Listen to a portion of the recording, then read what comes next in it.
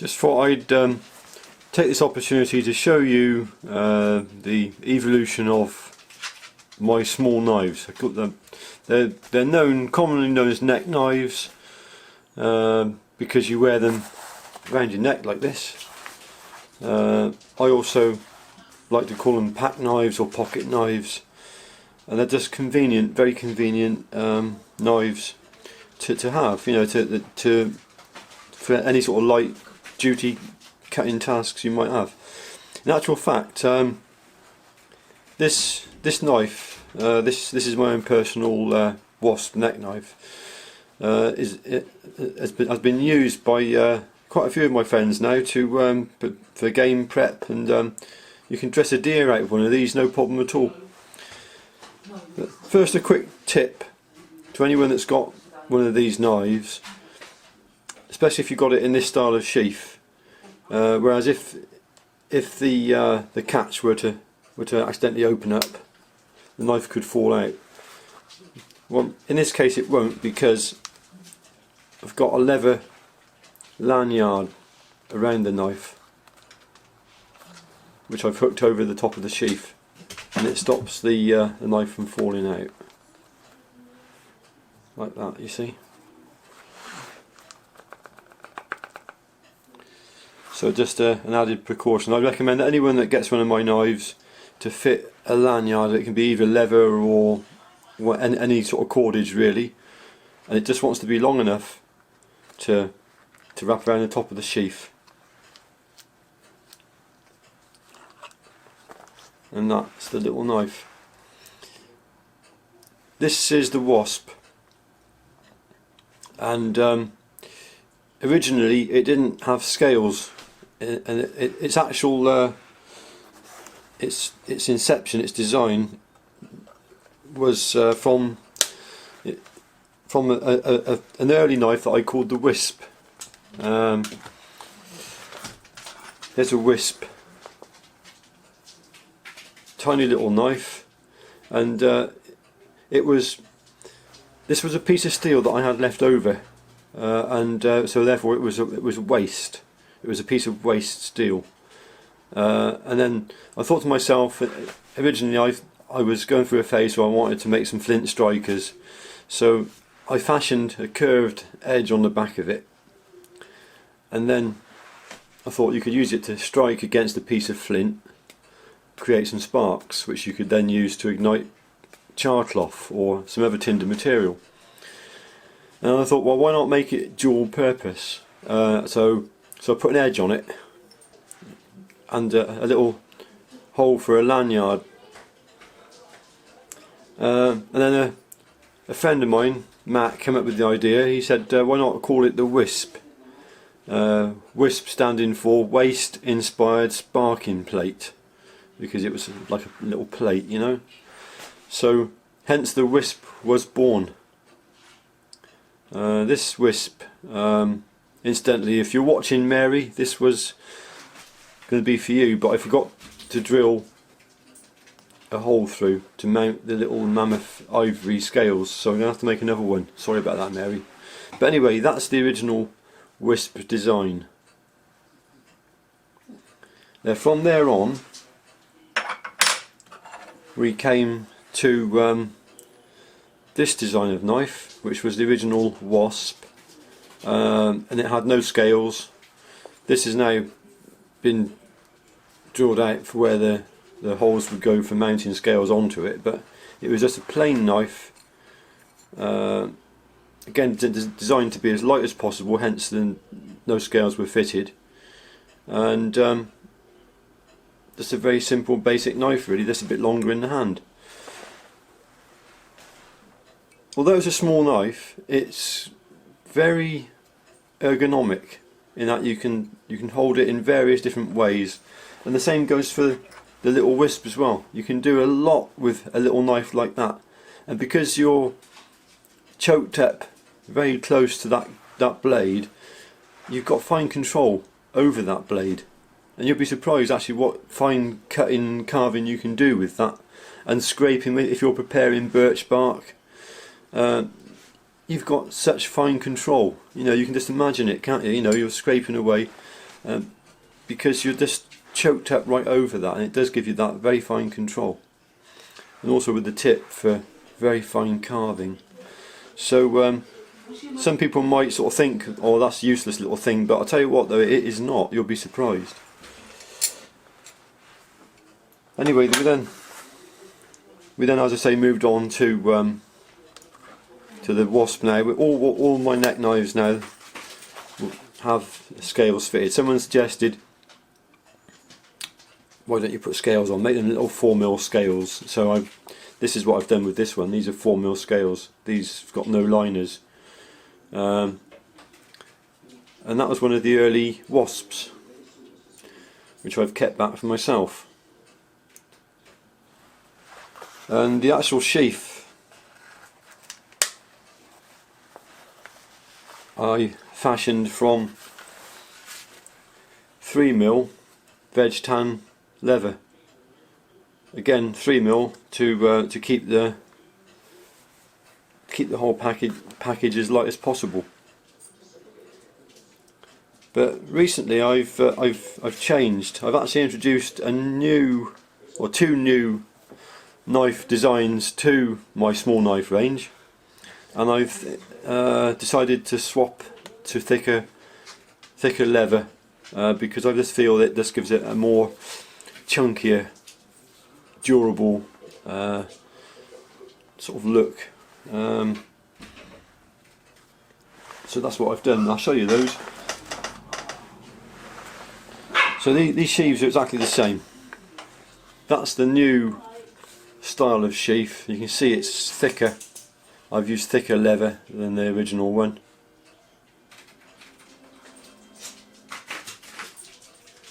Thicker leather. But apart from that, identical sheaths. Also thicker leather here as well on the retaining strap. Now this is the Wasp, but with a longer handle.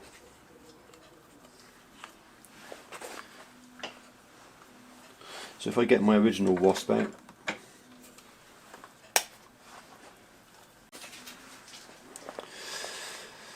so you've got the same blade profile, just a longer handle, and I've thickened out the scales slightly.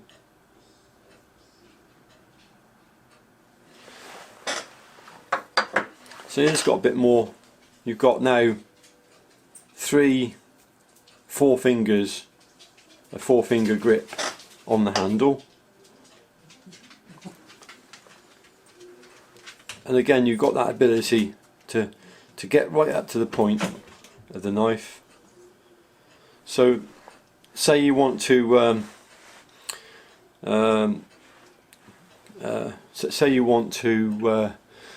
try to think of a nice polite way to put in this. Paunch an animal, paunch a rabbit for example, or a deer. You know, you don't want to puncture too far in and damage the intestine.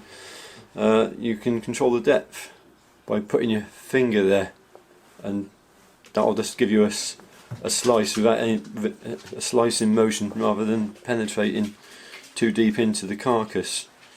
Again, for fine scraping and fine carving, you've got that ability to choke right up. And for lots of other tasks, you just hold it normally as a knife. And you can even do, if you hold it in a certain manner, you can even do a good strong chest lever effect that way with that size of handle. So it does increase the usability of the knife, I feel, with the longer handle.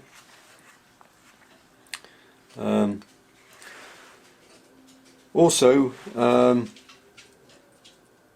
the fit and finish of the knife has moved on because, I mean, obviously I've gained more experience and I've learnt little hints and tricks and tips. For example, we look at the mosaic pins on the early knife and compare it to the latter knife by moving closer.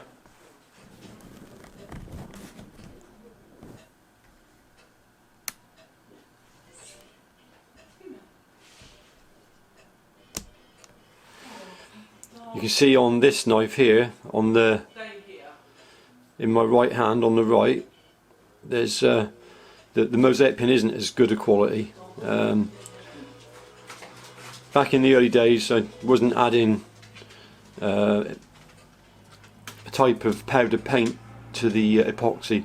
The powder paint has the effect of like adding aggregate to cement, if you like, making it into concrete, and it gives it a much stronger, durable finish.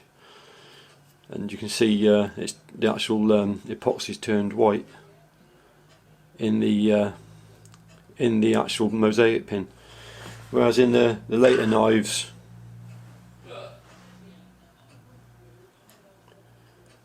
they're just jet black.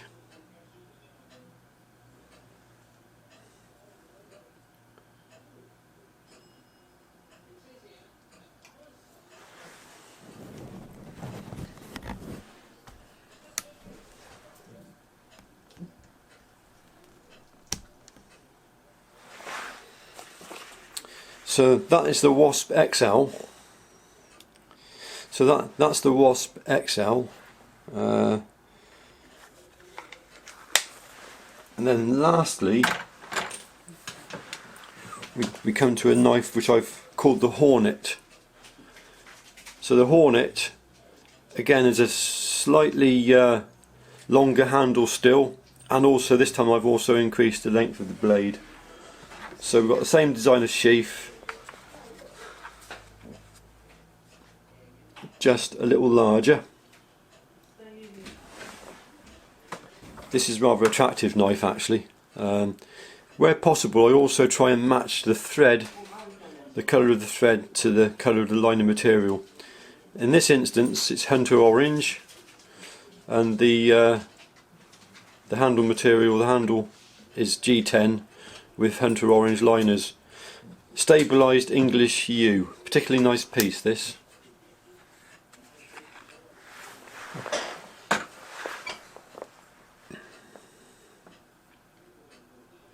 Let's zoom you in.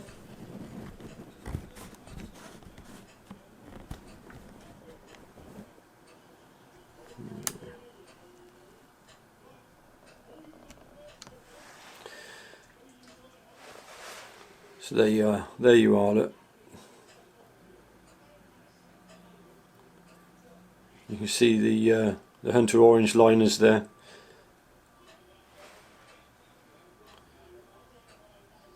And the lovely figurine in the yew wood.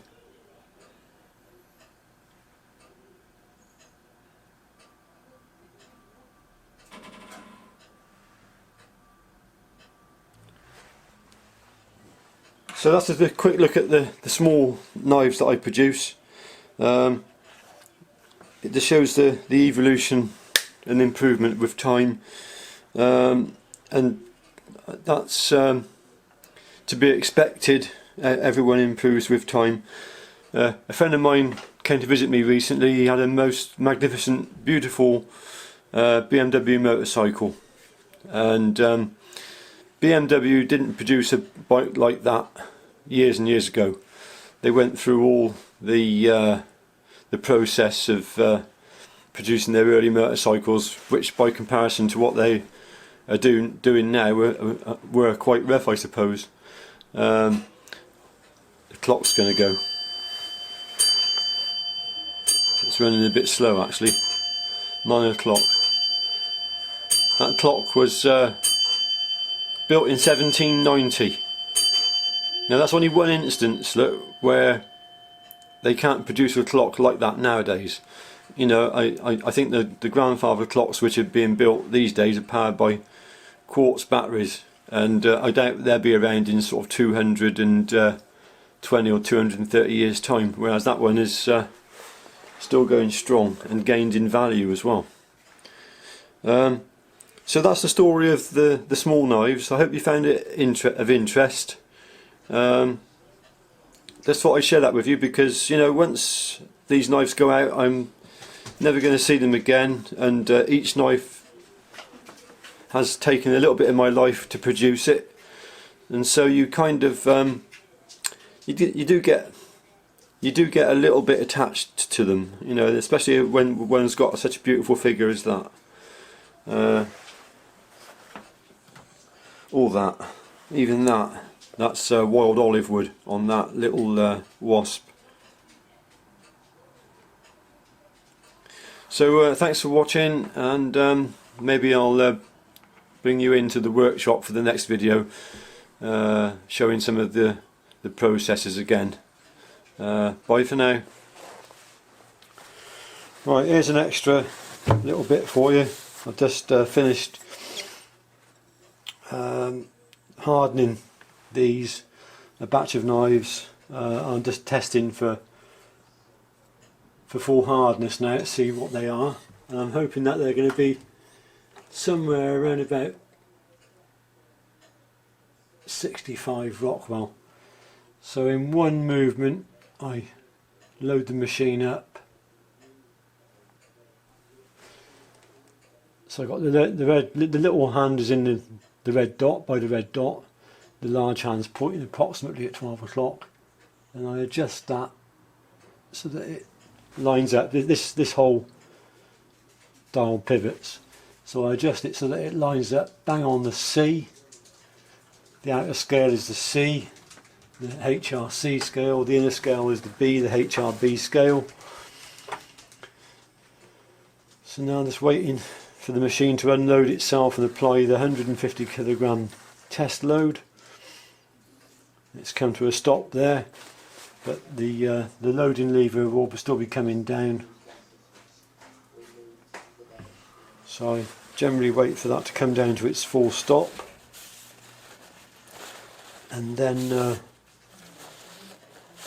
wait for a little while, a few seconds, and then carefully unload the machine and see where the reading is. And I'm hoping it will be somewhere around about 65, which is over here somewhere. So let's see what we've got.